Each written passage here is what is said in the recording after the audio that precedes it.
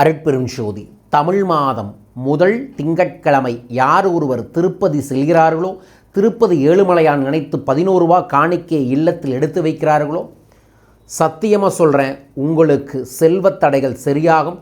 உங்கள் வாழ்க்கையில் முன்னேற்றம் கிடைத்தே தீரும். கொங்கண சித்தரின் சூட்சமமான தெய்வீகமான ஒரு பண பரிகாரத்தை தான் இன்றைக்கி உங்களுக்கு பதிவு செய்ய போகிறேன். பெருமாளேன்னு கமெண்ட் பாக்ஸில் மென்ஷன் பண்ணி லைக் பண்ணி ஷேர் பண்ணி சப்ஸ்கிரைப் பண்ணுங்கள்.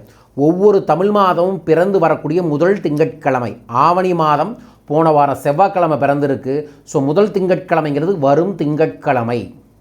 அந்த நாளில் நம்ம மனமாற செய்யும் எந்த செல்வ வழிபாடிலும் கைமேல் பலன்களை அள்ளித்தரனு நான் சொல்ல கொங்கண சித்தர் சொல்லியிருக்காரு.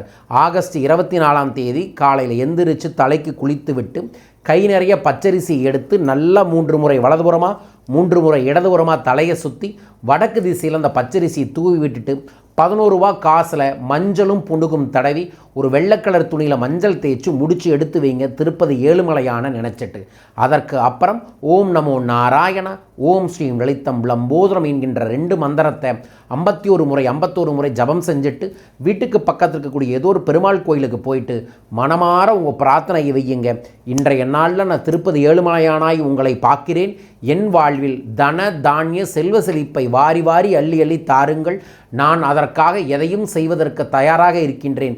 என்னை வளப்படுத்துங்கள், நலப்படுத்துங்கள் என்று வேண்டி விடுங்கள். அடுத்த முறை எப்போ திருப்பதி போகிறீங்களோ அந்த காணிக்கையை கொண்டு போய் திருப்பதி ஏழுமலையான் உண்டியலில் போடுங்க. இது வெறும் பரிகாரம் அல்ல. நான் 15 ஆண்டுகளாக இந்த பரிகாரத்தை செஞ்சுக்கிட்டு இருக்கேன். நிறைய பேர்த்த செய்ய வச்சுருக்கேன். சொந்த வீடு அமைஞ்சிருக்குது, குடும்ப பிரச்சனை சரியாயிருக்குது, சொத்து கிடச்சிருக்கு.